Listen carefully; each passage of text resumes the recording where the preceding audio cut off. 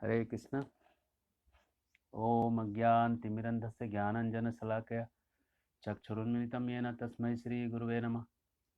श्रीचैतन्यमनोभीष्टं स्थापितं येन भूतले स्वयं रूपकदा मह्यं ददाति स्वपदान्तिकं।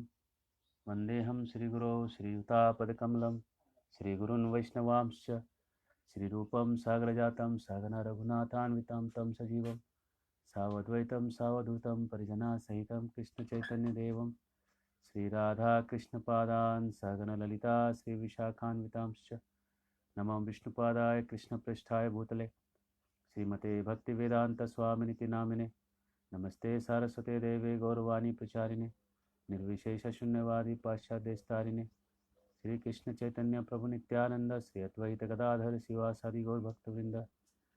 हरे कृष्ण कृष्ण कृष्ण हरे हरे, हरे राम राम राम हरे हरे।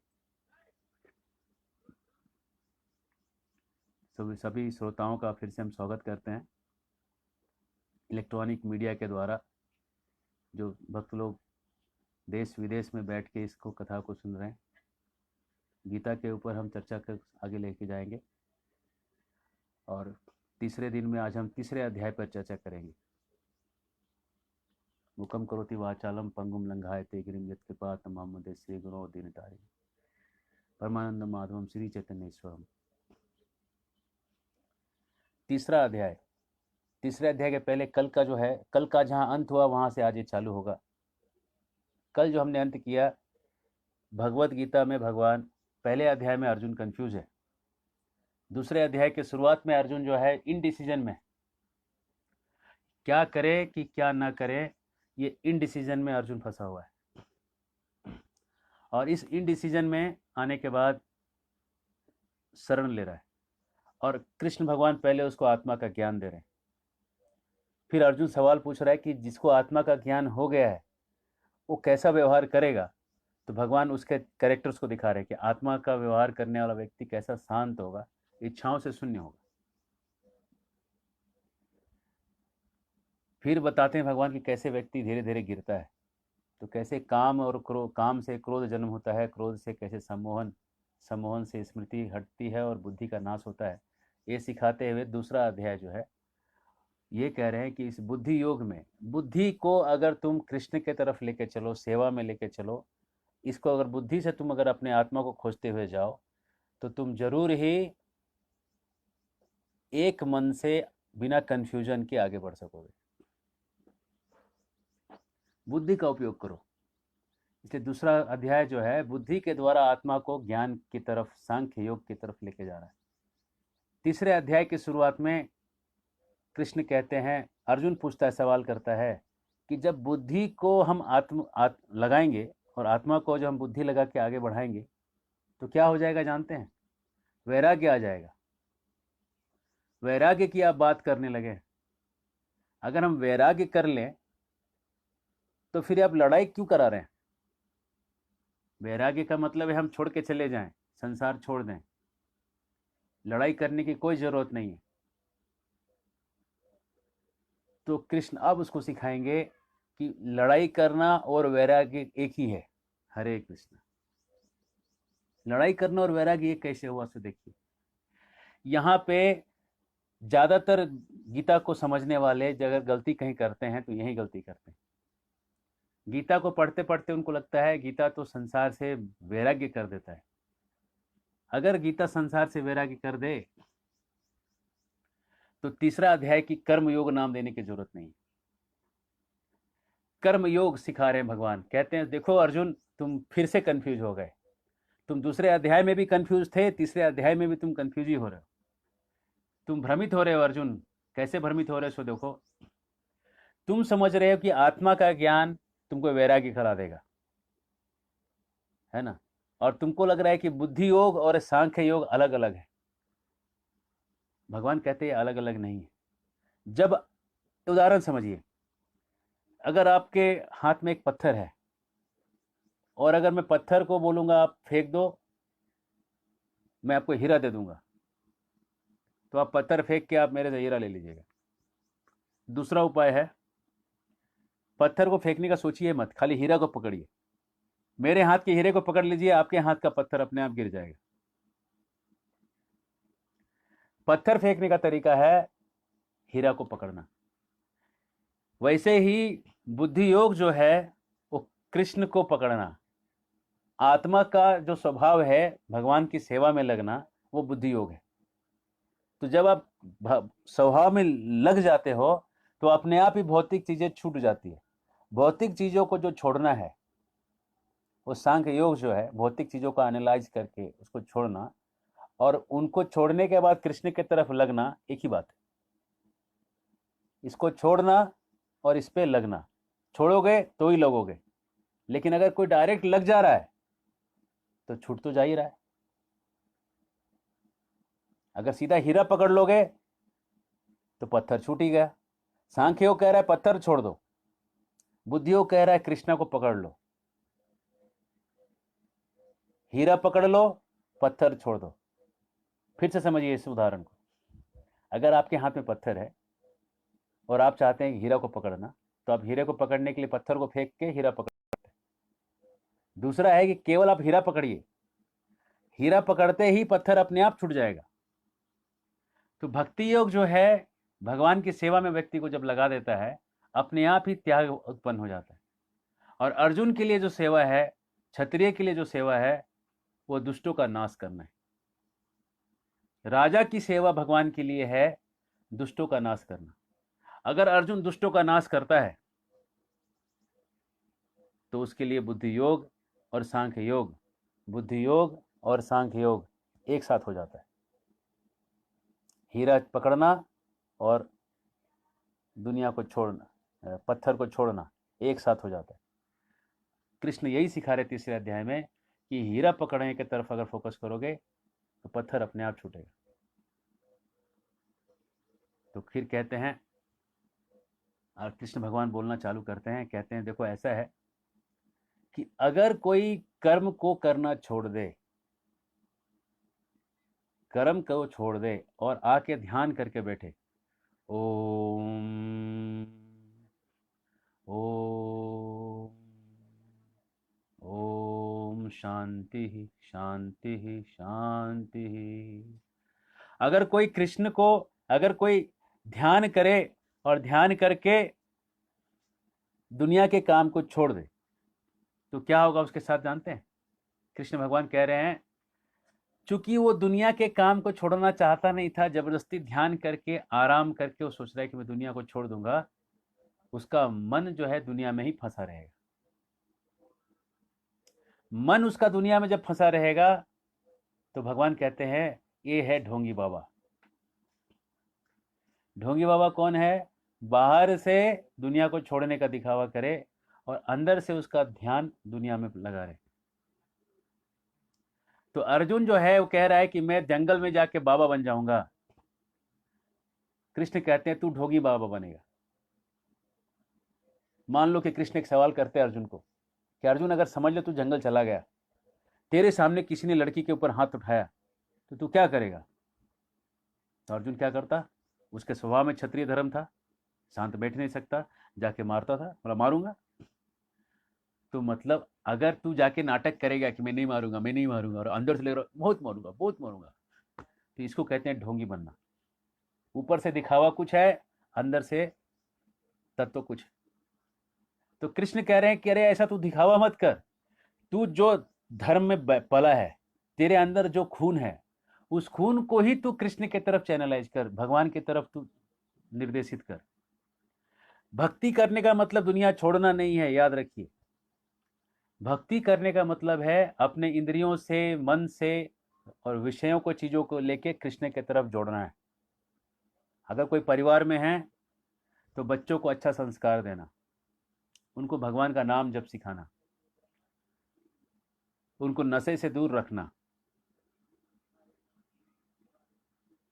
उनको विवाह के अतिरिक्त, शादी के अलावा कहीं भी गैर संबंध बनाने से दूर रखना। ये है माता पिता की जिम्मेदारी। अगर माता पिता ये जिम्मेदारी छोड़ के गैर जिम्मेदार बन जाएं, माँ बोलेगी मैं भी जॉब करूंगी, बाप बोलेगा मैं भी जॉब करूंगा, माँ और बाप दोनों जॉब करने लगे, अब बच्चे कैसे क्या करेंगे? बच्चे अपने हिसाब से जो समझ में आ रहा है कर रहे हैं। तो सबसे बड़ा जिम्मेदारी माँ बाप का है बच्चों के अंदर चरित्र का निर्माण करना।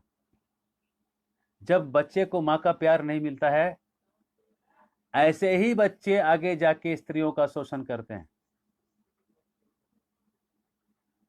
जिस माँ ने अपने बच्चे को बहुत प्यार किया है, वो बच्चा स्त्रियों में माँ के रूप को जरूर देख पाएगा। चाणक्य पंडित कहते हैं कि अगर 3 चीज अगर कोई व्यक्ति करे तो समझ लीजिए वो पंडित है। पहला कहते हैं कि अगर कोई दूसरे के पैसे को पत्थर समझे, आत्म कहते हैं मात्रवत परदारिसु, दूसरे की स्त्री को मां समझे,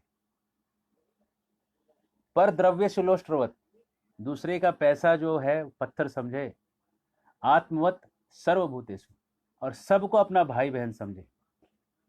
या पश्यति स पंडिता, ये बहुत ज्ञानी व्यक्ति है जो ऐसा समझ रहा है।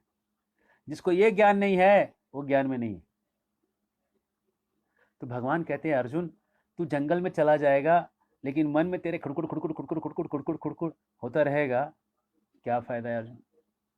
उससे अच्छा है कि तेरे अंदर जो उत्साह है, जो जोश है, जो सरसराहट हो रही है, तेरे रगों में जो सरसर सरसर की जो ध्वनि चल रही है, खून में जो आवाज आ रहा है, उस आवाज को तू सही दिशा दे के धर्म के लिए लड़ाई कर और प्रसिद्ध हो जा और कुछ बड़ा काम करके जा। सोचो, बड़ा सोचो, छोटा मत सोचो। अर्जुन जो है छोटा सोचने लगा। अर्जुन सोचा कि मैं आराम से जंगल में जाके एक गुफा में बैठ के वैराग्य को प्राप्त कर लूंगा। कृष्ण कहते नहीं, तुम राजा हो, लड़ो और लड़ के राजा बनो, राजा बन के अच्छे से राज्य चला के दिखाओ। हरे कृष्ण। तो लोग सोचते हैं कि गीता वैराग्य सिखाता है, लेकिन गीता तो उल्टा सिखा रहा है। गीता तो सिखा रहा है कि आपके अंदर जो प्रवृत्ति है उसको सही दिशा दे के आप अपने आप को शुद्ध कर लीजिए। दुनिया में भी सही और अगले जगह भी सही, दोनों भी सही कर लीजिए। ये है गीता का 3रा अध्याय का शुरुआत, कर्म योग। कर्म ऐसे किया जाता है, क्योंकि जब आप खाना बनाते हैं, खाना बनाने के बाद आप जब उसको लेते हैं तो आप ये भगवान को प्रार्थना करिए, हे प्रभु, ये जो आपके हमारे सामने जो पहुंचा है ये आपकी कृपा से पहुंचा है, इसके पहले हकदार आप हैं, पहले भोगी आप हैं और प्रसाद रूपी भोगी हम हैं। प्रभु को ध्यान करिए और दिल से प्रभु को ये प्रार्थना अर्पण करिए कि इसके पहले आप हैं, आपने इसको उगाया, चावल आपने उगाया, हमने चावल लगाया, धूप तो आपने दिया, बारिश तो आपने दिया, चावल उग गया। तो हमने जो मेहनत से जो ये अर्जन किया है, इसको पकाया है, इसके पहले आप इसको पहले आनंद लें और उसके बाद हम आपकी कृपा का आनंद लें।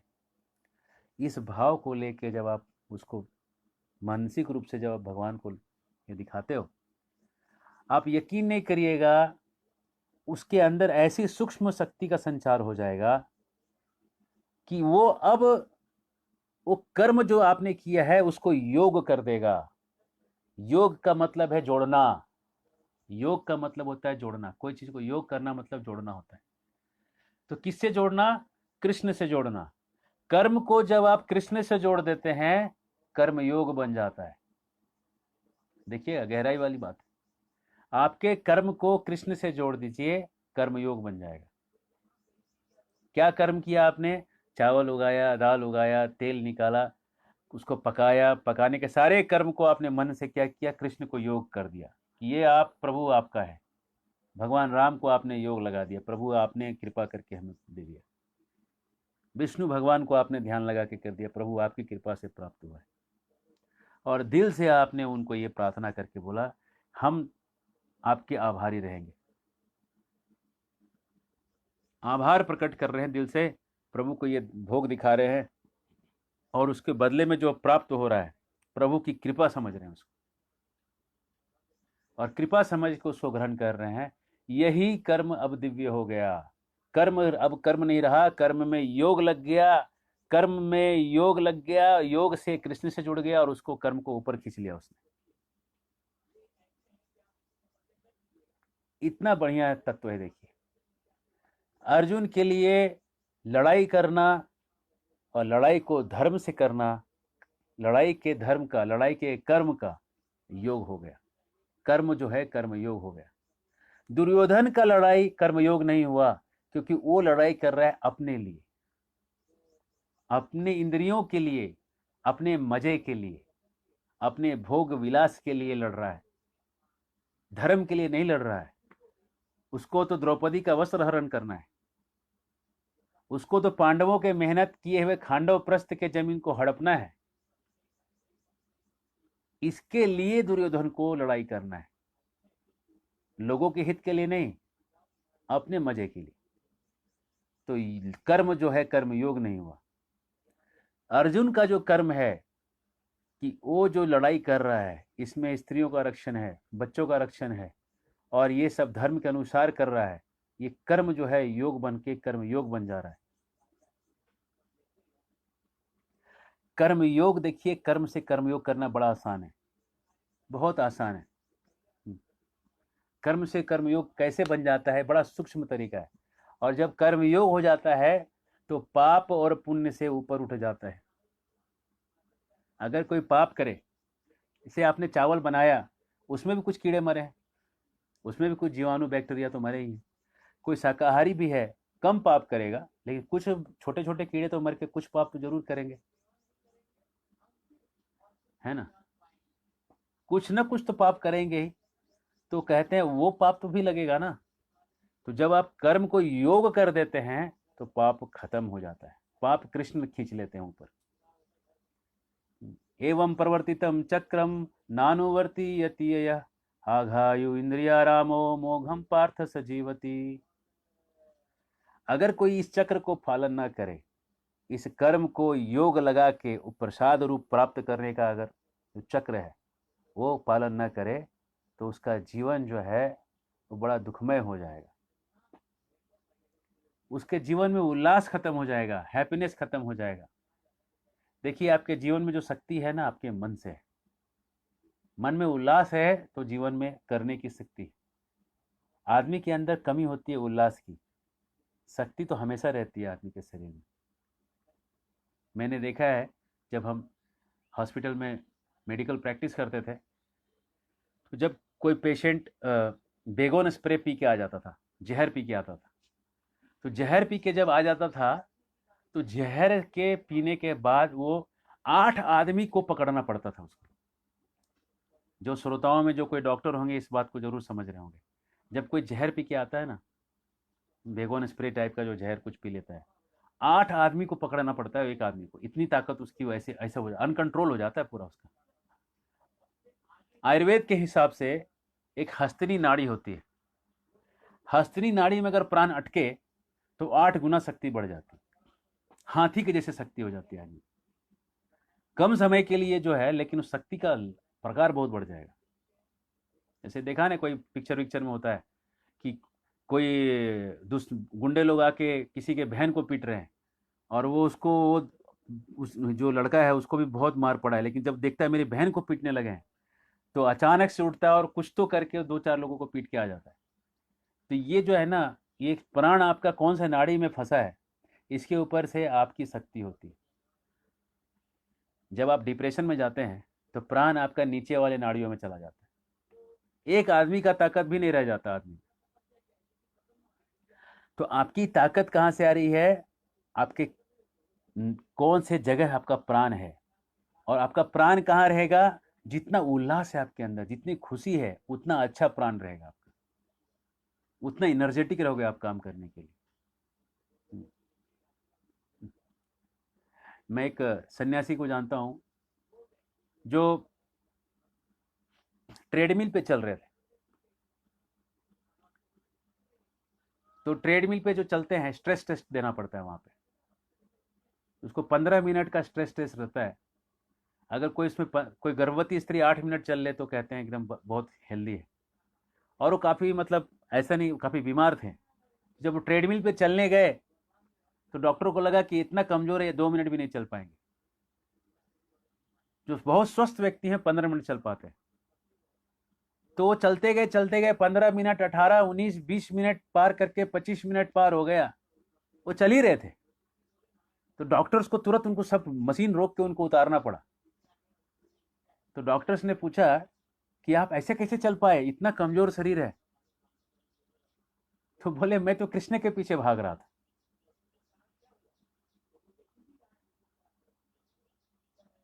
हरे कृष्ण।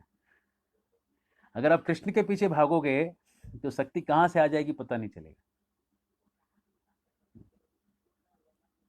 कहां से आएगी शक्ति, कह नहीं सकते। पुणे में एक डॉक्टर हैं, आयुर्वेदिक डॉक्टर हैं। वो जब किसी का नाड़ी देखते हैं तो बता देते हैं नाड़ी दबा के कि कल तुमने टमाटर खाया था कि पनीर खाया था। ऐसे कई डॉक्टर के, एक ही नहीं है। ऐसे कितने ही डॉक्टर हैं जो नाड़ी देख के आपका इतना इस लेवल तक के ज्ञान दे सकते हैं। और हमारे गुरुकुल में हम बच्चों को ऐसा ही नाड़ी परीक्षण सिखा रहे हैं कि जब तक वो 12th पास करे तब तक वो नाड़ी से सारा बीमारी निकाल के बता सके लोगों को। एक आयुर्वेदिक डॉक्टर बन जाए वो 12वीं पास करते करते, एक कंप्यूटर का इंजीनियर बन जाए 12वीं पास करते करते, घोड़ा चलाने में एक्सपर्ट हो जाए, मार्शल आर्ट अच्छा सीख ले, 21 भाषा सीख ले, सारा चीज़ वो सीख ले बाय 12th। क्योंकि ज़्यादातर स्कूलों में जो है आने जाने में बच्चों को 2 घंटा का समय बर्बाद हो जाता है। और उसके बाद एनर्जी जो बचती है वो कुछ काम का नहीं रहता, आदमी थक जाता है, इफेक्टिव यूटिलाइजेशन ऑफ टाइम नहीं हो पाता। लेकिन गुरुकुल एक ऐसा जगह है। हाँ, आ रहे सवाल है, सवाल पे हम आ रहे हैं। तो जब तो ये जो है, ये जो सिस्टम है, इस सिस्टम में आदमी को एक ही जगह बैठ के, गुरु के आश्रम में बैठ के घोड़ा चलाना भी आ जाता है, मार्शल आर्ट भी आ जाता है, वेदों का ज्ञान भी आ जाता है, 21 भाषाओं का भी ज्ञान आ जाता है, और साथ में आयुर्वेद का ज्ञान आ जाता है। बहुत सारी चीज़ें, कंप्यूटर्स का ज्ञान, सब एक जगह ही आप ज्ञान दे सकते हैं, क्योंकि कहीं जाने की जरूरत नहीं। गुरु के आश्रम में गुरु गृह गृह पठन रघुराई, अल्पकाल विद्या सबाई। तो कर्मयोग, हम वापस आते हैं कर्मयोग पे। तो कर्मयोग पे एक बार एक बड़े महाराज जी किसी गांव में प्रचार करने गए। प्रचार करने जब गांव में गए तो उस गांव में किसी ने केरोसिन ऑयल पी लिया। तो तुरंत, गांव बहुत इंटीरियर था, काफ़ी अंत पिछड़ा हुआ गांव था। तो उस व्यक्ति को जिसने केरोसिन पिया था उसको उठा के, भक्त लोग तो बहुत करुणा वाले होते हैं, भक्तों ने देखा कि गांव में किसी ने केरोसिन पी लिया है तो भक्त लोग ही सेवा के तात्पर्य तौर पे उस व्यक्ति को कंधे पे उठा के दूसरे गांव में 4 किलोमीटर दूर लेके गए। और वहाँ जो डॉक्टर थे बड़े होनहार थे, उन्होंने उनको चारकोल पिला के उल्टी करवाया, और उल्टी के पश्चात वो व्यक्ति बच गया, सारा जहर उसका उतर गया। तो डॉक्टर पूछता है, हमारे महाराज जी से सवाल करता है कि महाराज जी ये बताइए, आप तो हरे कृष्णा के बड़े स्वामी जी हैं, तो आप हमारे पास काहे इसको लेके आए? उधर ही कुछ हरे कृष्णा कर देते, हाथ फेर देते इसके ऊपर, आई उठ के खड़ा हो जाता। हरे कृष्ण। चैलेंज हो गया, तो साधु के लिए एक बहुत बड़ा चैलेंज। तो महाराज जी जो थे, परम पूज्य राधा गोविंद स्वामी महाराज जी ने उनको सवाल किया कि अच्छा ही बताइए। पहले तो महाराज जी ने कहा कि नहीं नहीं, कृष्ण ही बचाते हैं, हम लोग बस एक रास्ते में एक व्यक्ति हैं, माध्यम है बस। तो डॉक्टर कहने लगा, अच्छा बताइए, अगर हम नहीं, अगर आज उल्टी करवाते इसको, चारकोल पिला के दवा खिला के इसको उल्टी नहीं कराते, तो आज बचता कि मर जाता? आप कह रहे हैं कि कृष्ण बचाए, अगर हम नहीं ये काम करते तो बचता था कि मरता था? तो महाराज ने बोला मर जाता था। महाराज ने कुछ बोला नहीं। तो फिर महाराज ने एक सवाल किया, मैं एक सवाल करूं? बोला हाँ करिए। बोले आपके हॉस्पिटल में कुछ लोग मरते भी हैं क्या? बोला, सोच के बोला, हाँ कुछ लोग तो मरते ही हैं। तो जब वो लोग मर जाते हैं तो आप उनको क्यों मार देते हैं? आप उनको क्यों मारते हैं? बोला, हम कहाँ मारते हैं, हम किसी को नहीं मारते, हम बचाते हैं। तो मरते हैं ना लेकिन। बोला, जिसका किस्मते में लिखा है मरना तो मरबे ना करेगा। बोला, हाँ, आप प्रयास करते हैं, जिसके किस्मत में बचना लिखा है, विधि का विधान है, वो बच जाता है, जिसके किस्मत में नहीं बचना लिखा है वो मर जाता है।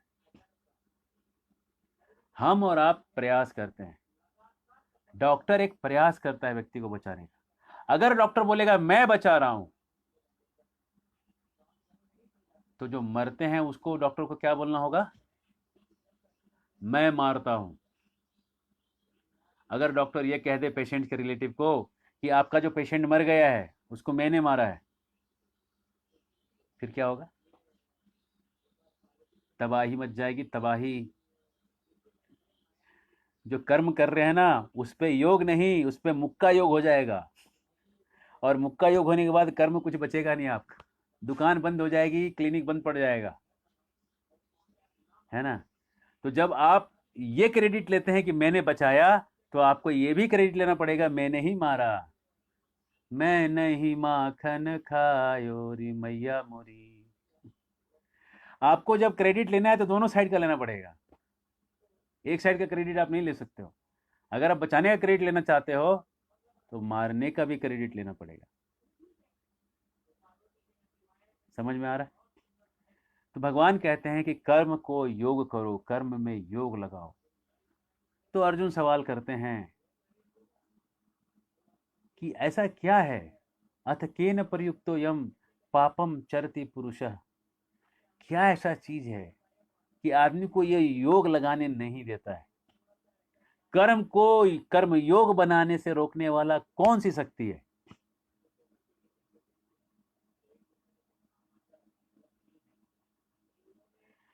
कर्म को कर्मयोग से रोकने वाली शक्ति कौन है प्रभु, बोलिए। कौन है जो इस कर्म को कर्मयोग से रोक रहा है और हमको इतना बढ़िया सा चीज होने नहीं दे रहा है, हमारे जीवन में उल्लास नहीं आने दे रहा है? तो कहते हैं, काम एस क्रोधेश, काम एस क्रोधेश रजोद्गुण समुद्भव महास्नो महापापमा विधिने ये वैरिनाम। काम और क्रोध जो है ना, यही तुम्हारे असली दुश्मन है।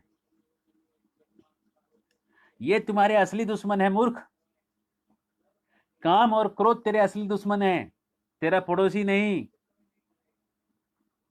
तेरा असली दुश्मन तेरे अंदर बैठा है, तेरे मन में बैठा है, तेरे अंग अंग में बैठा है। हर जगह पे, हर कोने पे ये दुश्मन बैठ गया है। तू अपने इस दुश्मन को पहचान। काम और क्रोध को जब तू छोड़ देगा ना, तो दुनिया पे जीत पालेगा, तेरा कोई रोकने वाला ही नहीं।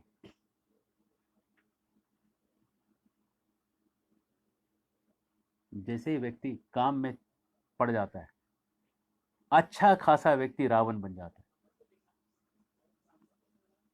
रावण रावण कैसे बना?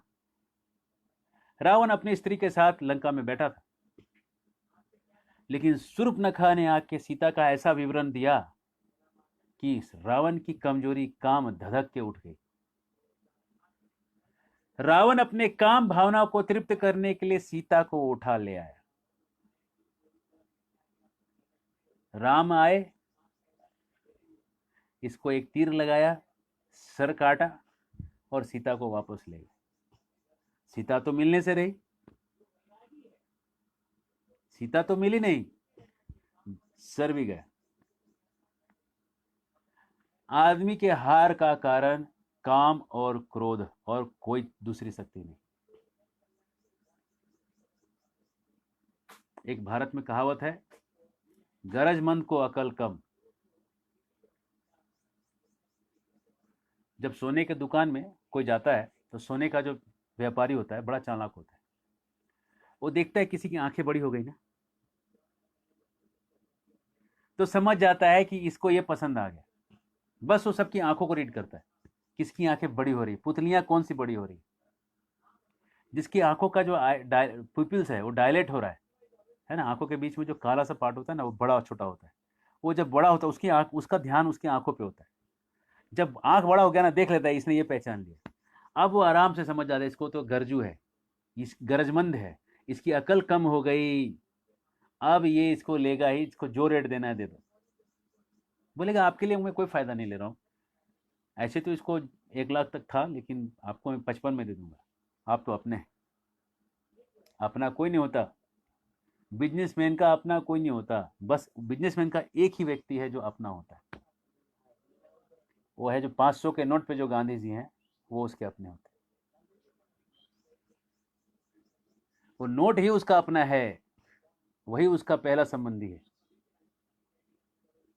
बिजनेसमैन लोग बुरा ना माने, उस उस नोट को अगर कृष्ण के प्रभु की सेवा में लगाएं तो नोट लक्ष्मी बन जाएगी और आपका जीवन धन्य हो जाएगा। लेकिन कर्म को योग कर, मतलब कर्म में योग लग गया, कर्म में योग जो नहीं लगने देता है वो है काम और क्रोध। अक्सर भक्त लोग जब जाते हैं गीता बांटने के लिए, कहीं पे नुक्कड़ में, चौराहे में, बस में, दुकान में, गलियारे में, रेलवे में, यहाँ वहाँ, इस्कॉन के भक्त लोग तो आपको हर जगह दिख जाएंगे। तो जब जैसे ही वो गीता लेके जाता है पुरुष के पास, तो पुरुष स्त्री को पूछता है ले कि नहीं, ना है ना, है नहीं, तो पति बोलता है हमारे घर में है, आए आए। आपको योग लगाने से रोकने वाला आपका काम है। अगर आपको लग रहा है कि ये आपके जीवन के लिए अच्छी चीज है, तो आप उसमें खुद का डिसीजन लीजिए। जब आपको प्यास लगता है तो आप थोड़ी पत्नी को पूछते हैं कि मुझे पानी पीना है, आप पीते हैं ना। तो ये आत्मा की प्यास है, इसे किसी से पूछने की जरूरत नहीं है, ये आपकी खुद की जिम्मेदारी है कि आप इस प्यास को मिटाएं।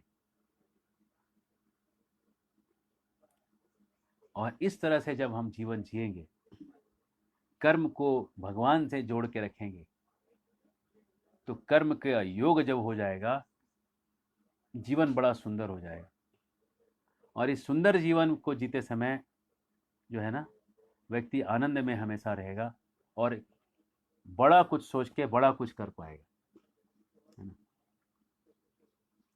एक यहाँ प्रश्न है, कर्म योग का फल लाभ तो हम लेते हैं, तो क्या वह हमारा स्वार्थ नहीं है?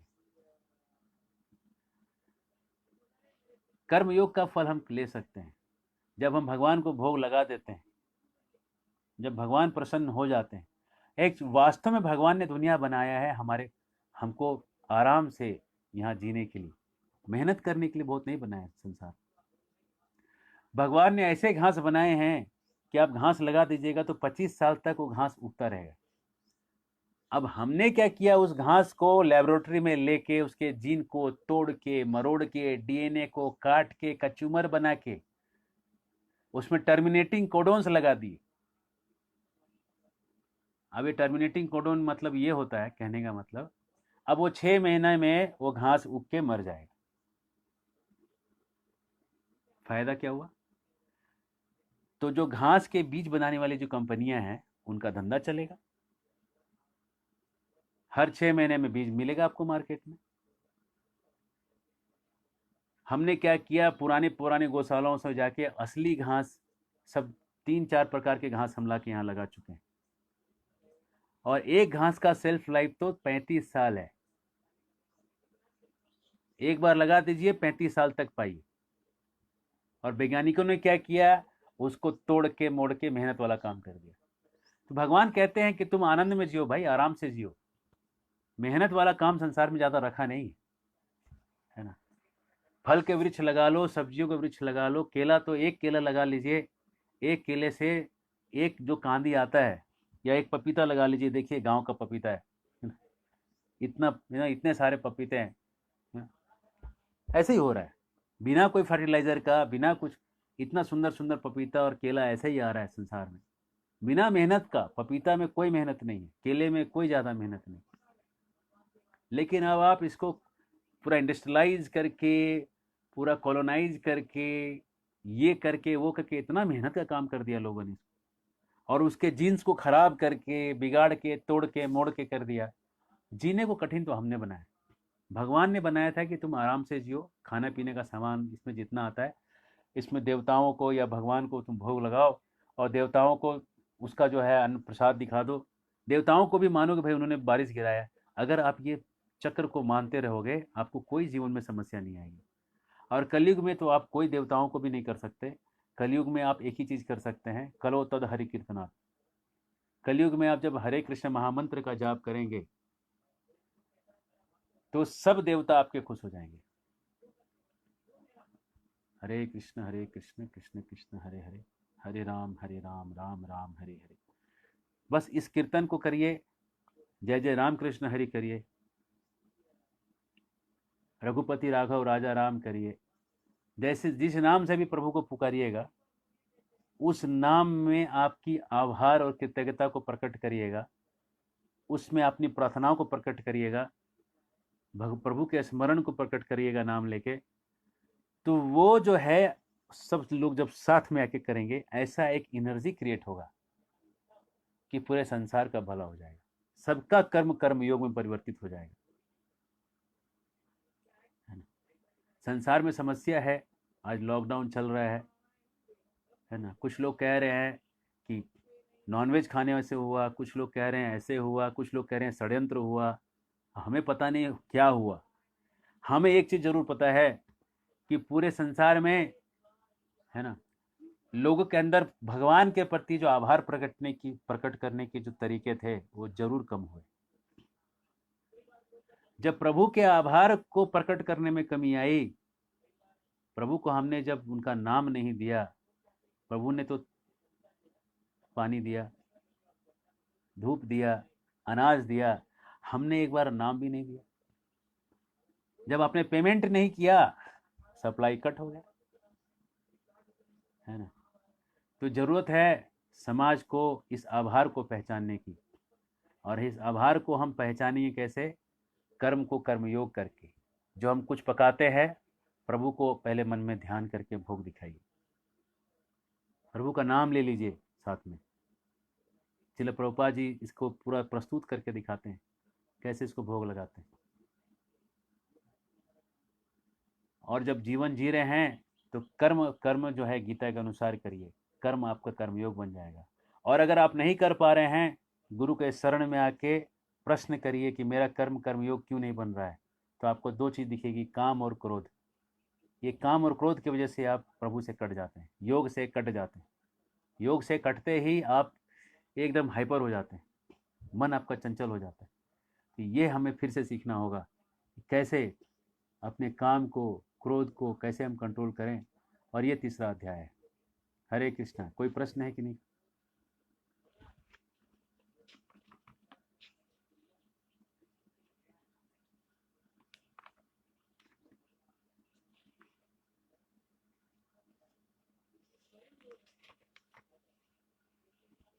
ठीक है, तो मैं समराइज करूंगा 2 मिनट में फिर से। मैंने ये सिखाया कि कैसे अर्जुन फिर से कंफ्यूज हो रहा है और कह रहा है कि आत्मा का ज्ञान आपने बताया, और आत्मा को खोजना जो है सांख्य योग है, तो बुद्धि योग आप कैसे कह रहे हैं बुद्धि का इस्तेमाल करके तो मैं वैराग्य को प्राप्त कर लूँगा। भगवान कहते नहीं, बुद्धि से वैराग्य की प्राप्ति जो है, वैराग्य और बुद्धि एक ही चीज़ है। वैराग्य संसार को छोड़ना है, बुद्धि भगवान से जोड़ना है।